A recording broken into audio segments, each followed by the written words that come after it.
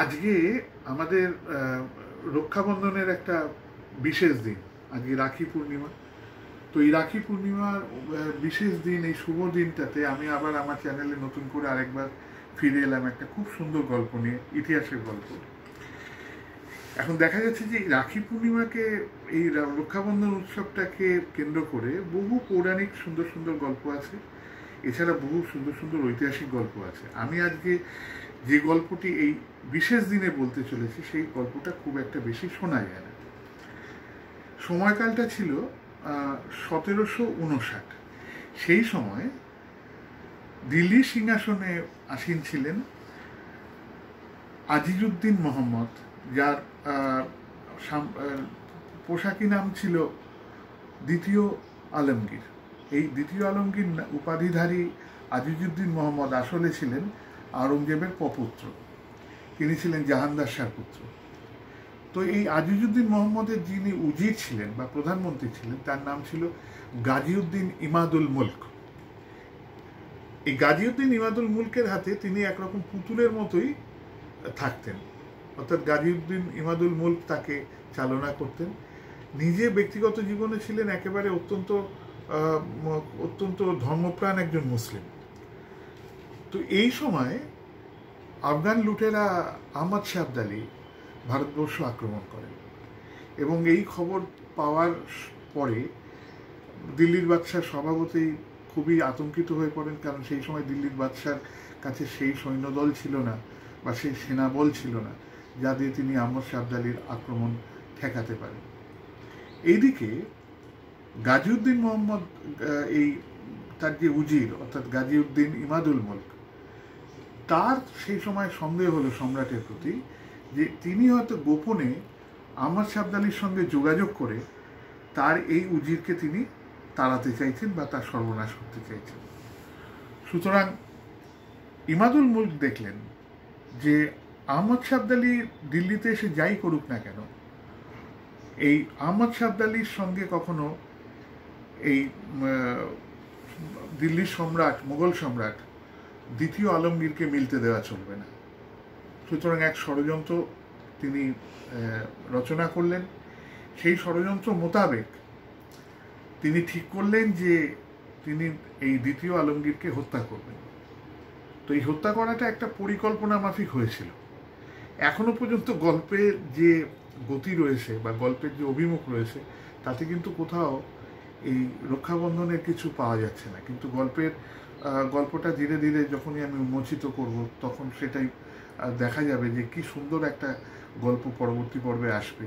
সেটা হচ্ছে এই যে গাজিউদ্দিন ইমাদুল মুলক, যিনি ছিলেন দিল্লির উজির, তিনি খুব পরিকল্পনা মাফিক একটা প্রচার শুরু করে দিলেন যে সরহিন্দ থেকে ওই এক বিখ্যাত ফকির তিনি এসে তিনি ফিরোজ শাহ কোটলাতে রয়েছেন, এবং ফিরোজ শাহ কোটলাতে তিনি বহু মানুষ সেখানে যাচ্ছে তার সঙ্গে দেখা করতে, তারা খুব ফল পাচ্ছে, তিনি যা বলেন তাই ফলে যায়। এই কথাটা কোনোভাবে সম্রাট দ্বিতীয় আলমগীরের কানে পৌঁছল আর কি। তো দ্বিতীয় আলমগীর অত্যন্ত ধর্মপ্রাণ ছিলেন এবং সুফি ধর্মমতে অত্যন্ত বিশ্বাস করতেন। সুফিদের বিভিন্ন অনুষ্ঠানে তিনি যোগ দিতেন। তা স্বভাবতই এই ইমাদুল মুলক তাকে বললেন যে দেখুন, আপনি যদি এই পীর সাহেবের সঙ্গে দেখা করেন, এই ফকিরের সঙ্গে যার অলৌকিক শক্তি রয়েছে, তিনি ইচ্ছে করলে কিন্তু আহমদ শাহ আবদালির এই আক্রমণটাকে তিনি কিন্তু রুখে দিতে পারেন, অর্থাৎ দিল্লি অবধি আহমদ শাহ আবদালি আর আসতে পারবেন না। সহজ সরল প্রাণ, সরল মনা এই সম্রাট কিন্তু সেদিন এই কথাগুলো বিশ্বাস করেছিলেন নিজের উজিরের। তো তিনি রাজি হলেন, যে তিনি চাইলেন যে তার দরবারে যেন সেই ফকিরকে নিয়ে আসা হোক, কিন্তু ফকির কোনো মতেই রাজদরবারে আসবেন না, সেটা কিন্তু তার উজির তাকে স্পষ্ট ভাষায় জানিয়ে দিলেন। তো কিভাবে তাহলে দেখা করতে হবে না, উজির বললেন সম্রাটকে যে আপনাকে একলা যেতে হবে সেই ফকিরের কাছে। উনি ফিরোজ শাহ কোটলাতে রয়েছেন। ফিরোজ শাহ কোটলাতে একটি ঘরেতে তিনি এই মুহূর্তে রয়েছেন, সেখানেই তিনি বসবাস করেন। সবাই সেখানেই দেখা করতে যায়, আপনি সেখানে চলুন।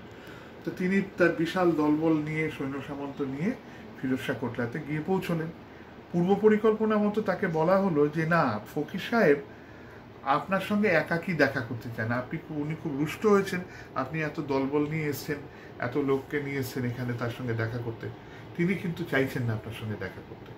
তখন সম্রাট বাধ্য হলেন একটিমাত্র তার খোঁজাকে সঙ্গে নিয়ে তিনি সেই পূর্ব নির্ধারিত যে কক্ষ যেখানে ফকির আছেন বলে বলা হলো, সেইখানে তিনি ফিরোজ শাহ কোটলার সেই অন্ধকারময় গুহার মতো এক অংশ দিয়ে গিয়ে তখন ফিরোজ শাহ কোটলা অলমোস্ট একেবারেই সেই সময় জনপ্রাণীহীন ছিল, কোনো লোক বাস করতো না বিশেষ।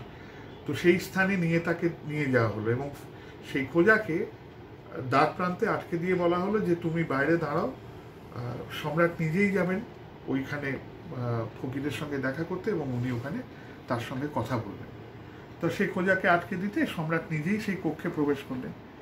এখন সেই সময় কক্ষে আগে থেকেই এই উজির অর্থাৎ গাজীউদ্দিন ইমাদুল মুলক তার দুর্ধর্ষ এক যোদ্ধা বালাবাস খাঁকে এবং তার দলবলকে প্রস্তুত রেখেছিলেন যাতে সম্রাট ঢুকলে তাকে হত্যা করা হয়। সেই মতোই কাজ হলো, সম্রাটকে তারা নিষ্ঠুরভাবে হত্যা করে ফিরোজ শাহ কোটলার ওপর থেকে ছুঁড়ে ফেলা হলো। সেই সময় যমুনার এক অংশ, যমুনা বয়ে যেত ফিরোজ শাহ কোটলার তলা দিয়ে এবং সেই ক্ষতবিক্ষত ডেড বডি অর্থাৎ মৃতদেহটা এসে পড়ল ফিরোজ শাহ কোটলার নিচে। এবার উজির কিন্তু বাইরে যে বাহিনী এসেছিল সম্রাটের সঙ্গে, তার সর্দারের সঙ্গে কথা বললেন যে সম্রাট ভেতরে রয়েছেন, তিনি আমাকে তার খোয়াবগাহ থেকে একটা কাগজ আনতে পাঠিয়েছেন, সেই কাগজটা আমি নিয়ে আসবো, ততক্ষণ তোমরা পাহারা দাও, সম্রাট যতক্ষণ না বেরোচ্ছেন। এই বলে উজির সেখান থেকে কেটে পড়লেন। এবার সেই যে সময় এই ঘটনাটা ঘটল রাত্রিতে, সেই সময় যমুনার পাতে পুজো দেওয়ার জন্য বহু হিন্দু নারী সেই সময় যেতেন। এইরকমই একটি মেয়ে, তার নাম হচ্ছে রামকুমারী, তিনি ছিলেন একজন ব্রাহ্মণ মেয়ে। তিনি ওই সময় ওই রাস্তা ধরে যাচ্ছিলেন এবং ওই রাস্তা ধরে যেতে যেতে, যমুনার পাড় দিয়ে যেতে যেতে তিনি ওই ক্ষতবিক্ষত দেহটা দেখতে পান এবং ওনাকে সম্রাট বলে চিনতে পারেন। এবং সেই রাত্রিরে তিনি তার মৃতদেহটাকে তার কোলে নিয়ে সারা রাত্রি সেই মৃতদেহটাকে রক্ষা করতে থাকেন এবং কাঁদতে থাকেন। এদিকে রামপেয়ারির এই রামকুমারীর যে আত্মীয় স্বজন, তারা বহুক্ষণ তাকে ফিরে আসতে না দেখে তারা খোঁজ করতে শুরু করে এবং খোঁজ করতে শুরু করে তারা সেখানে এসে দেখে যে স্বয়ং সম্রাট সেখানে নিহত হয়ে পড়ে আছেন আর তাকে কোলে নিয়ে রামকুমারী সেখানে বসে আছে। তো এরপরে যখন এই ফিরোজ শাহ কোটলার বাইরে যারা অপেক্ষা করছিল সম্রাটের বিশ্বস্ত সেনা সৈন্যরা, তারা যখন দেখতে পায় বহুক্ষণ সম্রাট ভেতরে গিয়েও ফিরে আসছেন না, তাদের মনে সন্দেহ হয় এবং তারা ওই ফিরোজ শাহ কোটলার ভেতরে প্রবেশ করেন এবং সেখানে খুঁজে দেখেন যে কোনো জনপ্রাণী নেই। এইবারে তারা খুঁজতে খুঁজতে ওই স্থানে এসে পড়ে যেখানে রামকুমারীর সম্রাটের দেহটি আগলে নিয়ে বসেছিল সারা রাত্রি। এবার দেহ উদ্ধার হয় এবং দেহ উদ্ধার হবার পরে তাকে যথারীতি তাকে কবরস্থ করা হয়।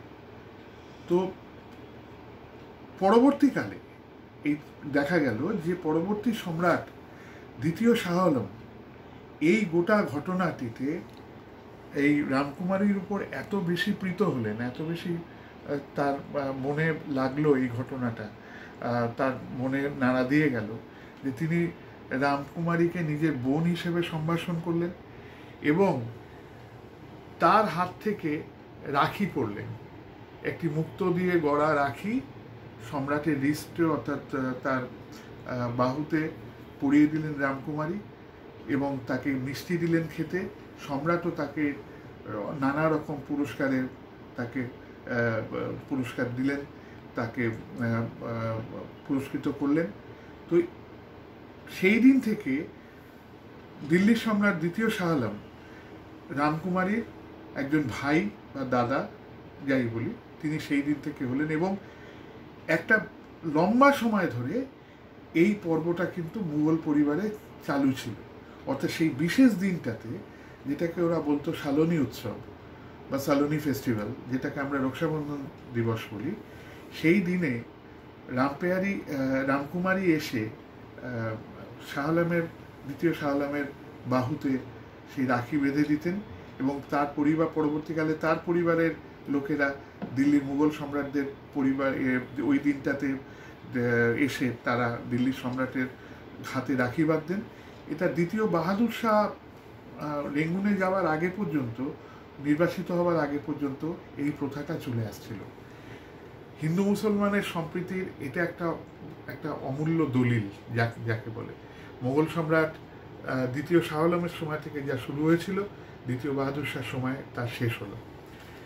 তো এই যে উপাখ্যানটা, আমরা ইতিহাসে এটা খুব বেশি আমরা পাই না, সবাই সেটা জানতে পারি না। এটা প্রথম যেখান থেকে এটা পাওয়া যায় সেটা বাজমে আখির বলে প্রথম একটি গ্রন্থে এটা উল্লেখ মেলে।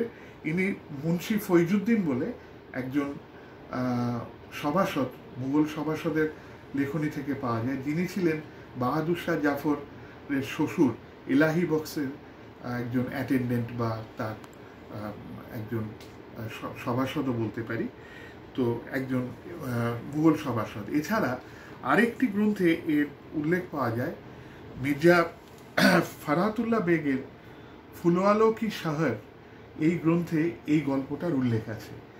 তো রক্ষাবন্ধনের দিনে এটা, এই গল্পটা দিয়ে আজকে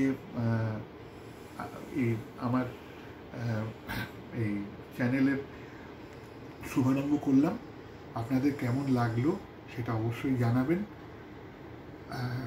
শেয়ার, সাবস্ক্রাইব করবেন, আর ভালো লাগলে অবশ্যই জানাবেন। নমস্কার।